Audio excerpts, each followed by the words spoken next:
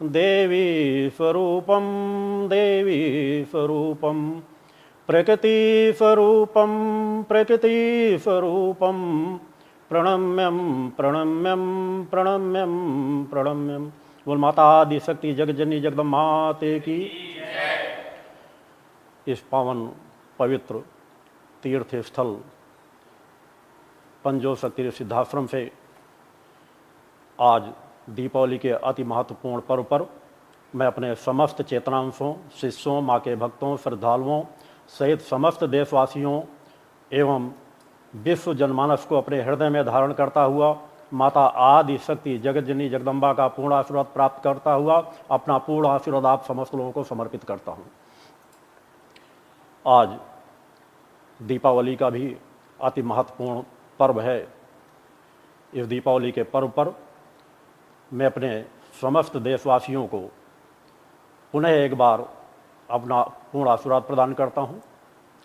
दीपावली पर्व जिसके विषय में हिंदू जनमानस को अलग से कुछ बताने की आवश्यकता नहीं।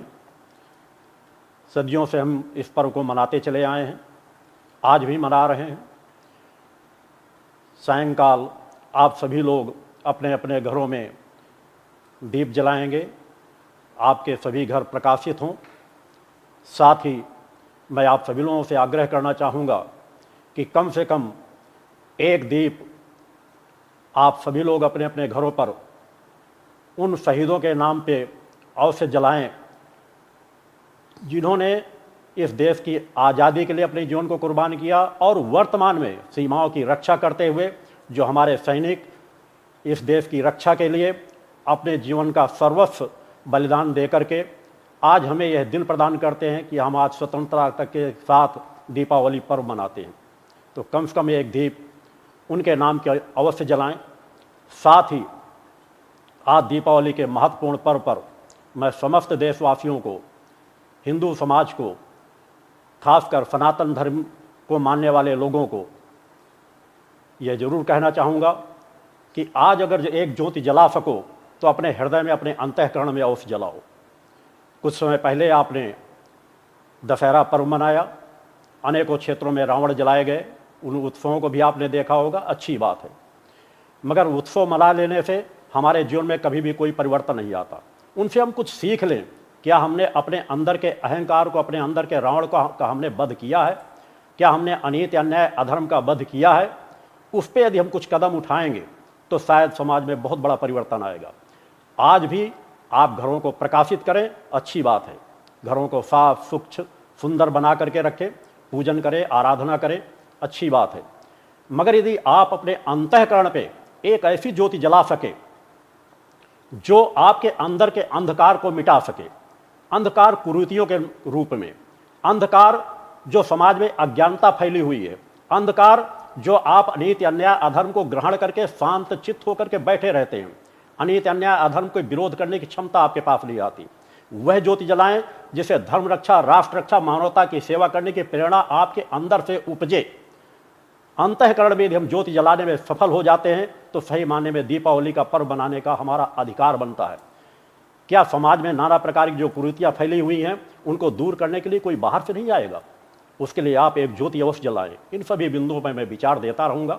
आज दीपावली का पर्व है। मैं आज सबसे पहले उस भारतीय क्रिकेट टीम को अपना पूर्ण आशीर्वाद प्रदान करना चाहता हूं जिन्होंने कल हमें बहुत सुंदर एक ऐसा उपहार दिया विजय के रूप में, खुशियों के रूप में। क्योंकि जिस उपहार से, जिस खुशियों से पूरे करोड़ों करोड़ों लोगों के जनमानस में एक उत्साह पैदा हो जाए, कोई भी कर्म हो, चेतना का कर्म हो, खेल के माध्यम से हो, समाज सेवा के माध्यम से हो, किसी क्षेत्र के माध्यम से हो, वो एक सराहनीय कर्म होता है। अतः मैं विराट कोहली को विशेष तौर पे अपना पूर्ण आशीर्वाद प्रदान करना चाहूँगा और पूरी टीम को आशीर्वाद प्रदान करना चाहूँगी कि इस तरह हमें खुशियाँ समाज को देते रहें, युवाओं को देते रहें। युवाओं के अंदर एक चेतना जागृत होती है, प्रेरणा पैदा होती है। दीपावली का अति महत्वपूर्ण पर्व है। मैं आज दीपावली के अति महत्वपूर्ण पर्व पर कुछ महत्वपूर्ण बिंदुओं पर जनमानस का ध्यान आकर्षित करना चाहता हूँ, चिंतन भी देना चाहता हूँ। जो चाहेंगे उन्हें चेतना भी देना चाहूँगा। जिसके अंदर जैसी भावना होगी वो उन विचारों को स्वरूप से ग्रहण कर सकते हैं। उन विचारों को गहराई से शांत चित्त होकर के समझने का अवश्य प्रयास करेंगे। मेरे जो विचार होते हैं वो मानवता से जुड़े होते हैं। धर्म, राष्ट्र, मानवता के कल्याण से जुड़े होते हैं। क्योंकि इस भूतल पर जिसने भी जन्म लिया उनके 3 मात्र कर्म हैं, धर्म की रक्षा करना, राष्ट्र की रक्षा करना, मानवता की सेवा करना। तो क्या आप धर्म की रक्षा, राष्ट्र की रक्षा, मानवता की सेवा कर रहे हैं? इन बिंदुओं पर आपको विचार करने की आवश्यकता है। मैं प्रारंभ उन कुरीतियों से करना चाहूंगा जिस पर आप विचार नहीं कर पा रहे। आज दीपावली का पर्व है, क्या आपको ऐसा नहीं लगता कि हमने अपने समाज को ही सहज भाव से नहीं स्वीकार किया? क्या आपको ऐसा नहीं लगता कि आज हम कह रहे हैं कि हमने गुलामी से मुक्ति पा ली? देश के प्रधानमंत्री ने भी कहा गुलामी की छोटी छोटी बातों को उखाड़ फेंको, नष्ट कर दो हर बातों को।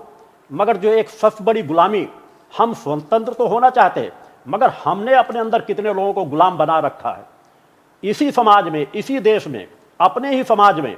मैं दूसरे धर्मों की बात नहीं कहता।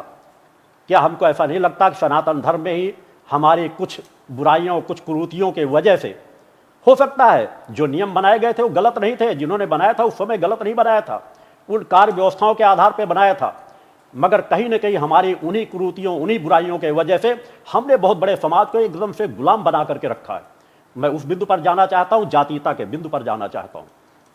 कुछ समय पहले नवरात्र के पर्व पर जहां वर्ण व्यवस्था पर एक चिंतन आया था, मेरे द्वारा तो पिछले 30-35 वर्षों से आवाज उठाई जा रही है। आज 55 वर्ष का साधनात्मक पूरा जीवन हो चुका है। 63 वर्ष की उम्र के शरीर यह प्रवेश करके चल रहा है। उसमें अधिकांश समय लगभग मैं कह दूं 5-7 साल अगर ऐसे सामान्य अवस्था के पूजा पाठ में निकाल दूं, ऐसे परिवार में जन्म लेने का सौभाग्य प्राप्त हुआ जहां प्रारंभ से जन्म होते ही पूजन आरतियों के बीच एक एक सांस गुजारने का मौका प्राप्त हुआ, आध्यात्मिक जीवन जीने का मौका प्राप्त हुआ, धर्म, अध्यात्म ग्रंथ, पुराणों, शास्त्रों का अध्ययन करने का मौका प्राप्त होता रहा और 6-7 वर्ष की उम्र से ही लेकर के साधनात्मक क्रियाओं को और गति देने का मुझे सौभाग्य प्राप्त होता रहा। तो कम से कम भी मान लूँ तो 55 वर्ष की आज ये यात्रा हो चुकी है जहाँ पर मैंने कहीं पर भी छुआछूत, जातीयता, सांप्रदायिकता को अंश मात्र स्पर्श भी नहीं करने दिया। मगर आज समाज में मैं समस्त ज्ञानियों को आह्वान करता हुआ उस बिंदु पर बार बार आकर्षित करना चाहूँगा कि विचार करने का प्रयास करना, आप क्या कर रहे हो और आपको करना क्या चाहिए। हमें जैसा पढ़ाया जाता है, जैसा सिखाया जाता है, वैसे विचार हमारे बचपन से बन जाते हैं। किसी भी चीज़ के लिए कोई गंदगी पड़ी होती है, चूंकि हम जानते हैं माता पिता प्रारंभ से शिक्षा देते हैं गंदगी में पैर नहीं पड़ना चाहिए, उसे हटा लेते हैं। मगर एक इतनी बड़ी गंदगी यदि समाज में व्याप्त हो, वर्ण व्यवस्था का जिस तरह जब बनाया गया होगा वो एक व्यवस्था के लिए बनाई गई थी, जो जैसा कार्य कर सके वो उन चारों भागों में अपना कार्य करने की जिम्मेदारी ले ले। हमारा धर्म कहता है कि जन्म से कोई भी ना ब्राह्मण है, ना क्षत्रिय, ना वैश्य, ना शूद्र है। आप सभी लोग इसी चीज़ों का चिंतन लेने का प्रयास किया करते हैं। तो जब जन्म से नहीं है तो हमने जन्म के आधार पर धीरे धीरे करके उसको जन्म के आधार पर क्यों जोड़ करके एकदम आत्मसात कर लिया कि जो जिस समाज में जन्म ले लिया वो उसी समाज का हो गया। हमने कब प्रयास किया कि समाज के सभी वर्गों को ऊपर उठाना चाहें। मैं सभी कथावाचकों से, धर्म गुरुओं से, अपने आचार्यों से, सभी से कहना चाहता हूं, आप अपने चिंतनों में हर बार कहते हैं ब्राह्मण, क्षत्रिय, शूद्र, और जिस जाति को आप शूद्र के रूप में लेकर के चलते हो, ब्राह्मण, क्षत्रिय, वैश्य, शूद्र, चारों के उदाहरण कई बार आप दोगे कि हमारा मस्तिष्क हमारा ब्राह्मण है, हमारी भुजाएं हमारी क्षत्रिय हैं, हमारा पेट हमारा वैश्य है, हमारे पैर हमारे शूद्र हैं। इनके बारे में बहुत व्याख्यान देते हैं। मेरे विचार चेतनात्मक होते हैं, क्योंकि मैं जो कुछ कहता हूं आत्म ग्रंथ के आधार पर कहता हूं, अपनी चेतनात्मक ग्रंथ के आधार पर कहता हूं, जिसमें ममता, दया, प्रेम, करुणा, वात्सल्य है। मैं जगत जननी का आराधक हूं, जो जन जन की जननी हैं। वहां पर यदि हम किसी प्रकार का भेदभाव कहें तो सब बड़ा दुर्भाग्य होता है। आप अपने शरीर के उदाहरण तो बड़े आसानी से दे दोगे, जरा मुझे बताओ, क्या तुम अपने शरीर के पैर को काट करके फेंक देते हो? क्या इसे अगर शूद्र शब्द संबोधित करते हो तो इससे भेदभाव करते हो? जिस दिन यह नहीं रहेगा तुम चल नहीं पाओगे। और मैं सभी ज्ञानियों से कहता हूं, एक बार आप लोगों ने विचार नहीं किया इतने शरीर के महत्वपूर्ण अंग का कैसे आपने त्याग कर दिया। आपके पैर, आपके हाथ, आपने मस्तक का सबका उल्लेख कर दिया, पेट का उल्लेख कर दिया। हृदय पक्ष आपका कौन सा है? जिसके पल जीवन यह धड़कता है, जिसके बल पर यह जीवन आपका चल रहा है, वह हृदय पक्ष किस चीज का संबोधक है? आपका हृदय पक्ष ममता, दया, प्रेम, करुणा, वात्सल्य का एक प्रतीक है। उसके बल पर हम बोल रहे हैं, चल रहे हैं, खा रहे हैं, पी रहे हैं। तो यह क्या हमको सिखाता है? ये हमें सिखाता है सबको अपना लेना। सभी हमारे अपने हैं, किसी से भेदभाव न करें। हृदय हमारा धड़कता है सभी के लिए एक समान, सभी के दुख सुख में एक समान हमारे शरीर का संचालन करता है। तो आज हमने हृदय के पक्ष पर क्यों नहीं विचार किया? हृदय हमारा क्या सिखाता है? आप उसी समाज को जिसे अछूत कहते हो, इतने वर्ष गुजर चुके, कहीं पर भी विचार नहीं आया। एक वह समाज जिस पर कहीं ना कहीं यदि आज आप मेरी बातों पर विचार नहीं कर सकोगे तो आने वाला समय कभी आपको माफ नहीं करेगा। आने वाले समय पर आप उसकी भरपाई नहीं कर पाओगे। वर्ण व्यवस्था में नहीं कहता कि तत्काल 1 मिनट के अंदर ये व्यवस्थाएं समाप्त हो जाएंगी। समाप्त करने में भी 2500-50 साल लग सकते हैं अगर सभी लोग मिलकर के प्रयास करना चाहें। समय की माता आदिशक्ति जगदनी जगदम्बा की कृपा है, मेरे द्वारा तो आज 40-45 वर्षों से आवाज उठाई जा रही है। मैंने 5-7 वर्षों के बाद से कहा कि मैंने कभी भी छुआछूत, आज कोई एक प्रमाण नहीं दे सकता मैंने छुआछूत को महत्व दिया हो। सभी के लोगों के जाति धर्म के छूते हुए भोजन को कर सकता हूं, करता हूं, सबको कभी याद भेज, मेरा धर्म कभी नष्ट नहीं हुआ। सफाई शुद्धता को महत्व देता हूं। मगर आप लोग बताएं कि आप लोग क्या कर रहे हो? उन्हें अछूत मानते हो, उन्हें अपने साथ एक भी चारपाई पे बैठने की अनुमति नहीं देते हो। वो अगर जगत में कुएं पे खड़े हो जाते थे तो पानी पूरा पलट दिया जाता था, छूत लग जाती है। वही कुआं खोदते हैं, उन्हीं का पानी जब पहला उनके पैरों को छूता है तब आपका पानी नहीं अछूत हो जाता है। आपके घरों का जब वो निर्माण करते हैं, आपके घरों में रंग रोगन करते हैं, तब आपका घर अछूत नहीं हो जाता है। कितनी बड़ी विडंबना है, कितनी बड़ी आज आप कहते हो हम सनातन धर्म की रक्षा करने के लिए हैं। किस सनातन धर्म की रक्षा कर रहे हो?